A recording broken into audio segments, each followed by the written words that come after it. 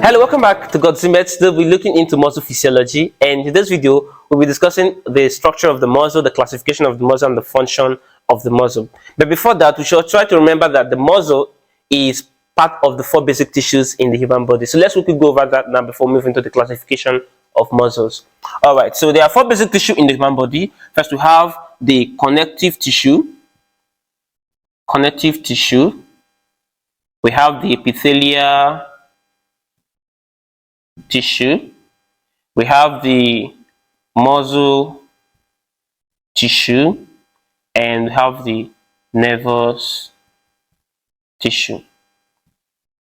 Alright, so these are the 4 basic types of tissues in the human body: the connective tissue, epithelial tissue, muscle tissue, and the nervous tissue.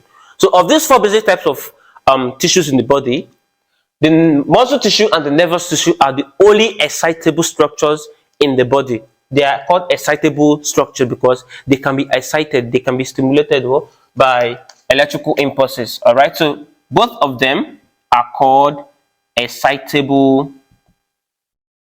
structures. Excitable structures, the muscle tissue and the nervous tissue. So in today's video, we'll be looking into the physiology of the muscle. We'll be looking more into the physiology. We're talking about the classification, the function, and the structure of the muscle. So now let's start by classifying muscles. So in today's video, I'll be classifying muscles into 3 types, into 3 categories based on their location, based on their control, and based on their striation. So these are the 3 categories I'll be classifying muscles into. All right, so I'll be classifying them into 1 based on striation. We're classifying it based on location, and I'll be classifying them based on control. Based on control. All right. So based on striation, based on location, and based on control, these are the 3 categories I'll be classifying muscles into. All right. So let's start with based on striation. Based on striation. Based on striation. Remember, striation means them having what? A transverse lines or transverse striations. Okay, transverse lines. All right. So based on striations, we can classify muscle into what? Striated, and non-striated, So striated muscle means what? They have what? Transverse lines. Okay, they have transverse lines. Okay, these include what? The skeletal muscles. The skeletal muscles. And also we have the cardiac muscles. So the skeletal muscles and the cardiac muscles are striated muscles because they have transverse lines. Okay, now the non-striated muscles, these are the muscles lining the viscera. So we call them the visceral muscles or the smooth muscles. These are the smooth muscles. The smooth muscles. All right. So this is classification based on striation. Striated and non-striated. All right. So let's go into what now? Based on control. So based on control, we can classify muscles into 2 categories. All right. Either we control them voluntarily, or we control them involuntary, or we can control them, or they are involuntary. Okay. So voluntary and involuntary, these are the 2 classifications. All right. So voluntary muscles here, we have the skeletal muscles. The skeletal muscles. All right. And the involuntary muscles, we have the cardiac and we have the smooth muscles. All right. So voluntary muscle means what? We have power over it. Okay, we can control it at will. okay, we can control it at will. This is why we call them the voluntary muscles, because these muscles are supplied by the somatic nerves. Okay, they are supplied by the somatic nerves. That is why we can what? We can control its action. All right. While involuntary muscles means what? We can't control it. We don't have power over it to control its actions. All right, we can't control them. These include the cardiac muscles, the muscles of your heart, and the smooth muscles. All right. So, as I said, involuntary muscles, they are supplied by somatic nerves. All right, somatic nerves. That is why we can control them. Example is what now? The muscles of your arm, with your biceps, breaker, your triceps. Okay, these are voluntary muscles. Your muscles, the muscles of your thigh, your quadriceps muscles. Okay, these are voluntary muscles because you can move them at will. All right, because they are supplied by what? Somatic nervous nerves. All right, so involuntary means what? We can't control them. All right, we don't have power over them. These are the muscles of your heart. All right, and also the smooth muscles lining what? Your viscera, like the muscles of your intestine, the muscles of your stomach, the circular muscles, the oblique muscles, and the longitudinal muscles of your stomach and your intestine. Okay, these are smooth muscles. We don't have power over them. They're always in constant what? Motion, in constant movement, called peristalsis. All right, for to aid digestion. While your muscles of your heart are what? Involuntary, because the heart is always what? Is always beating, or is always pumping. The pumping action of the blood is due to what? Muscular contraction. All right, so even if the nerves supplying the heart are to be cut off, the heart will still continue to be beating. All right, because the heart has its own electrical system from the sinoatrial node and the anteroventricular node. All right, so that is why they call them involuntary, because we can't control them.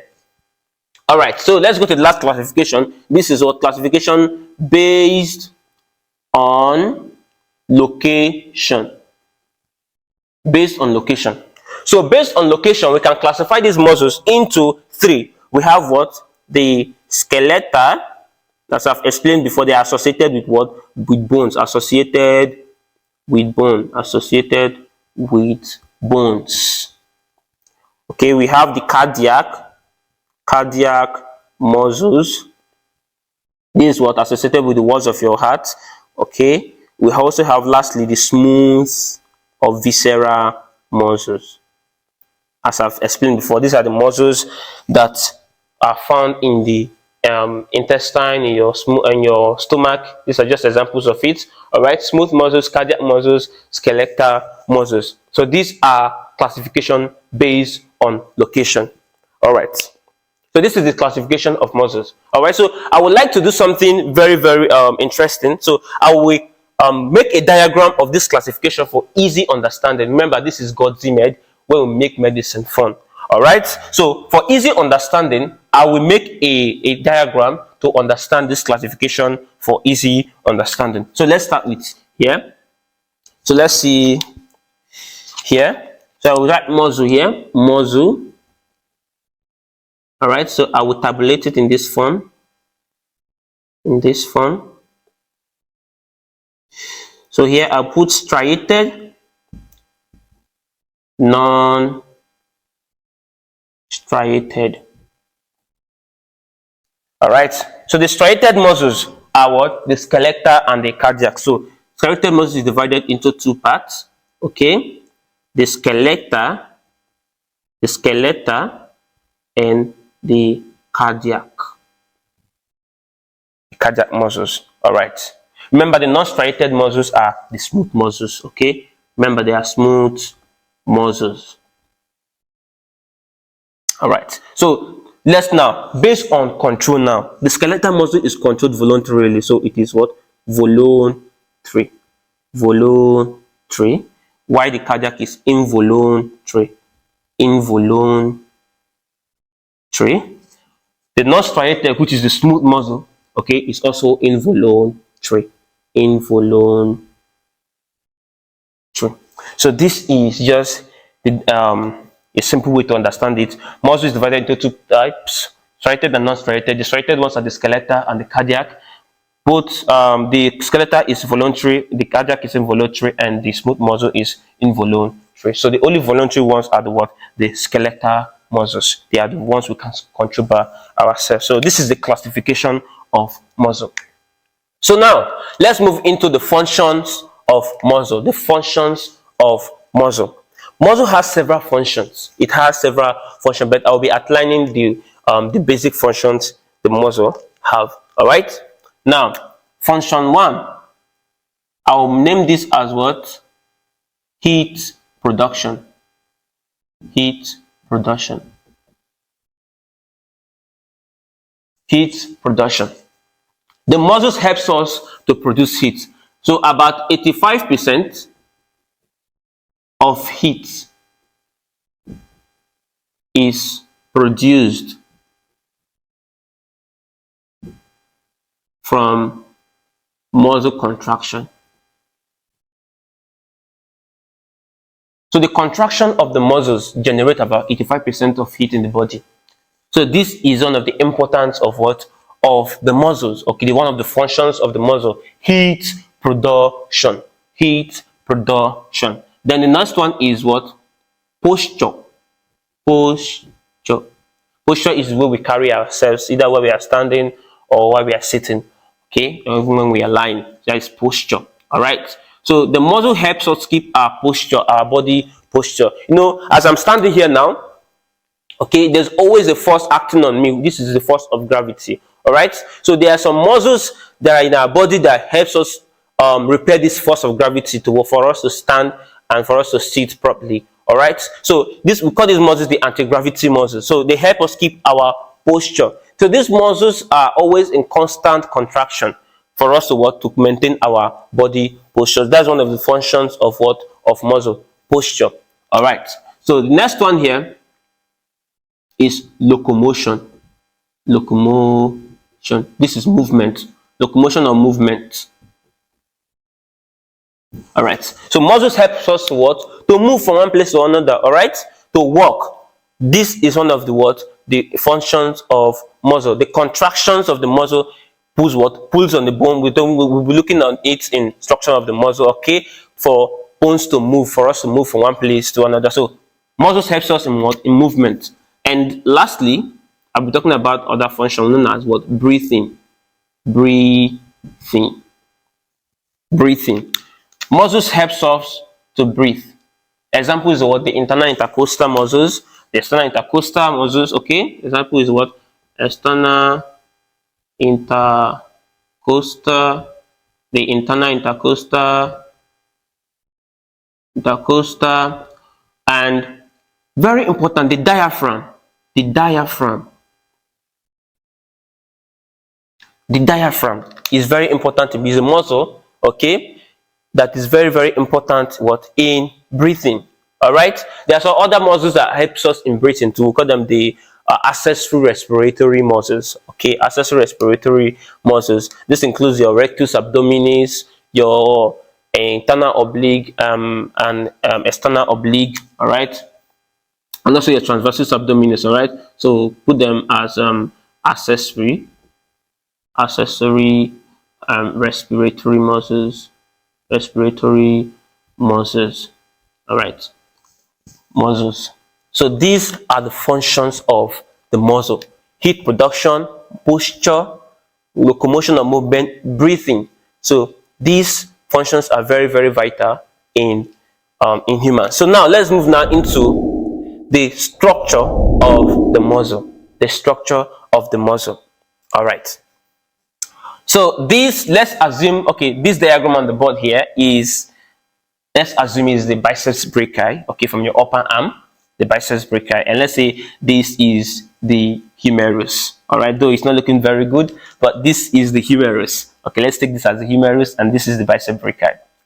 All right.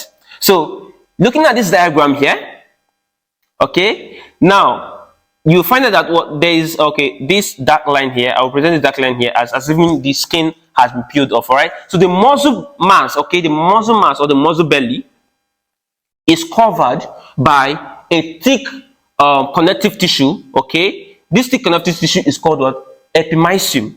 So epimysium covers our muscle. So the whole muscle mass, as a muscle mass is, assuming, okay, I draw a single muscle as this. Let's say this is a single muscle. All right, this is a single muscle. So this single muscle, as it is now, let's say this is the let's say gastrocnemius, the gastrocnemius muscle. Okay, let's say this is the gastrocnemic muscle. All right, so it is covered, the whole bulk of this muscle is covered by a dense irregular connective tissue known as what? Epimysium. Okay, known as epimysium. So this muscle mass, okay, is covered by a dense irregular connective tissue known as epimysium. So let's say this dark line here is what? The epimysium.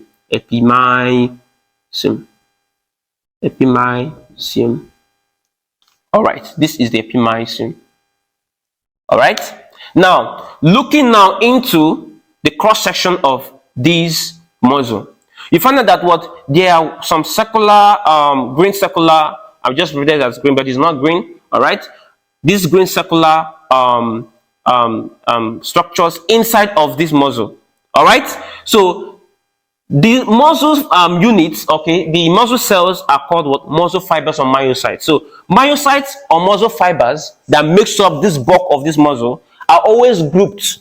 All right, they're always packed together. All right, packing them together, we call them bundles or muscle bundles. All right, we can call them bundles or fascicles. All right, so muscle fiber, which is the unit of the cells of the muscle. Okay, let's say muscle fiber, or we can call them myocytes, or more we say muscle cells or muscle cells. Okay, so they all mean the same thing. Myocyte, muscle cells, muscle fibers are the cells of the muscle. So the muscle fibers are always packed in groups, and this group is called fascicle. So this circular structure here, this one here are called fascicles or bundles. They are called fascicles or bundles. So let's label this as what? Fascicle, or we can call them bundles. All right, now you can see this brown circular. I presented the muscle fibers are brown as these brown circular structures. Okay, these brown circular structures are what? Muscle fibers that are packed in groups. They are packed in groups in what? Into what? Bundles or fascicles. All right, now surrounding these muscle fibers, now surrounding this fascicle, this is a fascicle, and a different another fascicle here. So surrounding this fascicle is a different what? Connective tissue. All right, known as the perimysium. So the perimysium surrounds the fascicles. All right, so let's assume that this green circular structure surrounding these muscle fibers, okay, is known as the perimysium. So we label this as perimysium.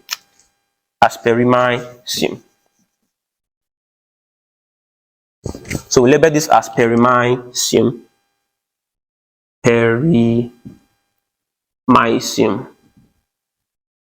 All right.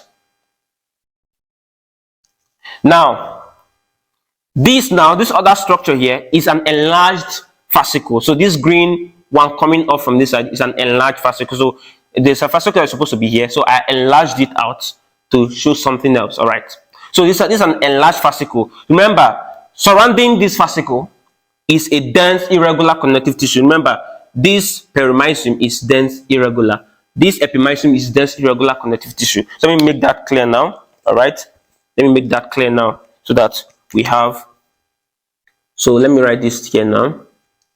This is dense irregular connective tissue. All right, also the perimysium is also dense irregular connective tissue. All right, now this is a fascicle. So I enlarge this fascicle. These are the muscle fibers in the fascicle, just like the ones we have here. So I just enlarge this fascicle. All right, now picking off one muscle fiber. So I enlarged from this fascicle here. I enlarged what? A muscle fiber, just a single one of these single circles here. So I enlarged a single muscle fiber. Remember, muscle fibers are packed together to what in groups known as fascicle. All right, these fascicles are surrounded what by a dense irregular connective tissue known as the what? The perimysium. Now, I enlarged what? I took one of the muscle fibers in this fascicle, which is this one here. All right, so this is what? A muscle fiber. So I'll label this as what? This structure here, this one here, as a muscle fiber. This is muscle fiber. All right, you can call it the muscle cell. All right, so muscle fiber. All right, so this is a muscle fiber I enlarged here. Now there is also what? A connective tissue surrounding this muscle fiber. So each muscle fibers now, as they are packed in groups to form fascicles. Now this fascicle is surrounded by what? By a dense irregular connective tissue. All right, by a dense irregular. Assuming these are my pens here in my hand. All right, let's say each of these pens represent a single muscle fiber. A single muscle fiber. Now this, let's say this is the dense, my hand is the dense irregular connective tissue now, okay, that is surrounding this muscle fiber. So packing them into this my hand, it is called what? Bundle or fascicle. So this my hand is called what? The perimysium, okay, that is surrounding these bundles. All right, so I picked off what? A single what? Muscle fiber, a single pen here. All right, now this single pen is surrounded by what?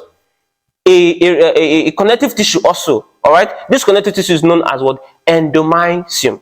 All right, this connective tissue is known as what? The endomysium. So I represented the endomysium as this orange tiny line. All right, so this orange tiny line that is surrounding a single muscle. Each muscle fibers are always surrounded by a connective tissue.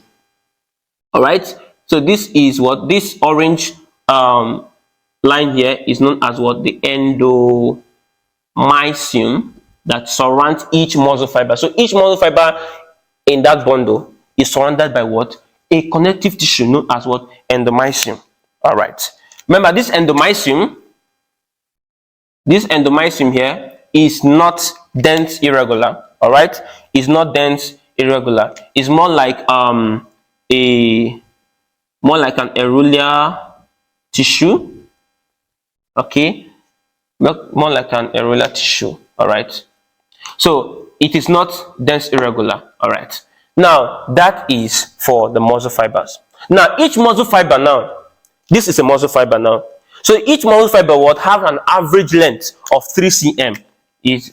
If you wish to know, all right, an average length of 3 cm. So it depends on the length of that muscle actually. So average length is 3 cm, and their diameter could range from 10 microns to 100 microns. All right, this is the average diameter, and this is the length, average length. All right, so the length, average length is what? 3 cm, and the average diameter is 10 microns to 100 microns. All right, so this is the muscle fibers.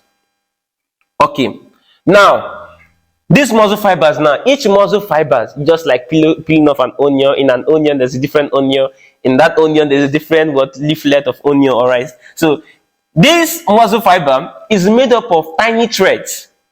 It's made up of tiny threads. These threads are known as what? Myofibrils. All right, so this is a tiny thread, a single thread from this what? Muscle fiber. I enlarged it, I drew it out from here. So this is what? The myofibril. All right, so this one is the myofibril.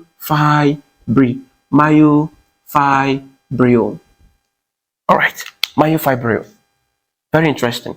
Myofibril. So myofibril has what? A structure known as the sarcoplasmic reticulum. These are sites for calcium storage. All right, just like the endoplasmic reticulum. All right, so it has also invagination known as the. So this, I represented this invagination as this V line here. All right, it has invaginations. All right, known as the teal tubule. So this invagination it has is known as the teal tubule. All right, and it has sarcoplasmic reticulum. All right, in it too. All right, so that is the myofibril. I'll come back to the myofibril later on. Now let's talk about the muscle fiber now. The muscle fiber beneath this endomysium, okay, the muscle fiber is covered by a plasma membrane known as the sarcolemma. So beneath the endomysium, the muscle fiber is surrounded by a plasma membrane known as the sarcolemma. So for, let me say, between the endomysium and this other one, we have here the sarcolemma.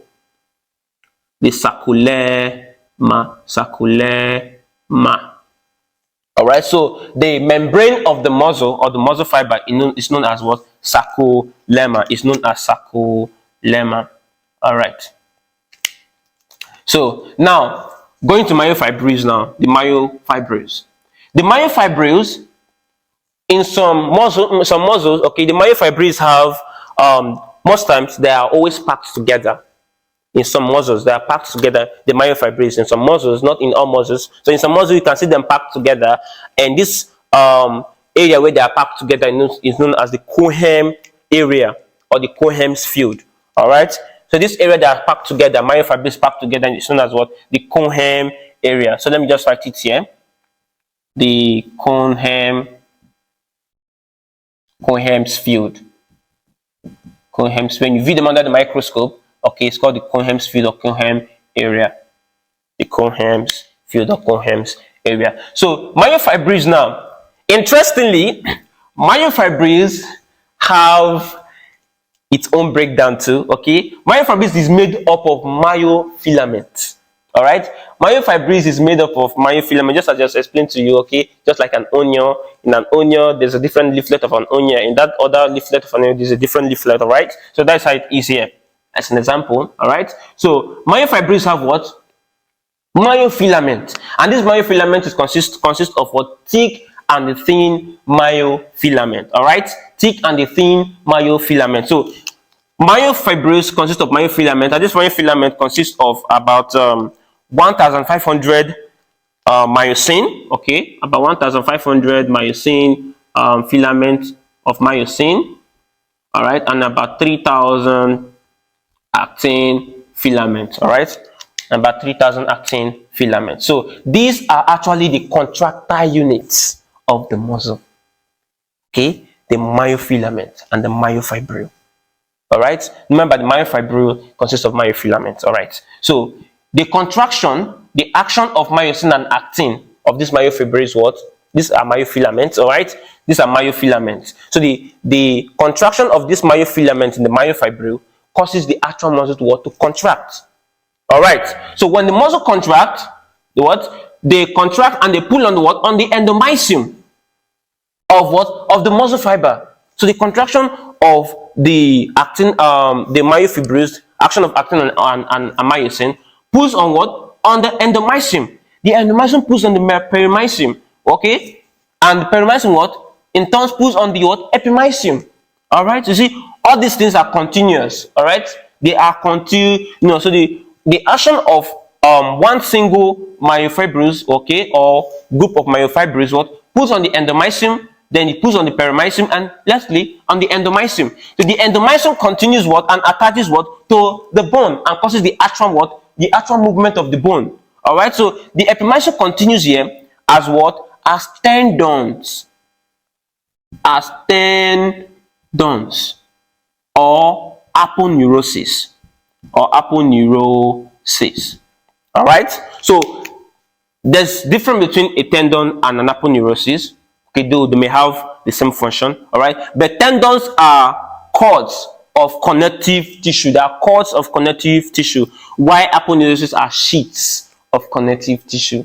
All right, so there's the difference. All right, tendons are cords of connective tissue, like a pen, like this now, cords of connective tissue. Aponeurosis are like sheets, okay, of connective tissue. So they connect the muscle to the bone. All right, aponeurosis can also connect a muscle to a different muscle.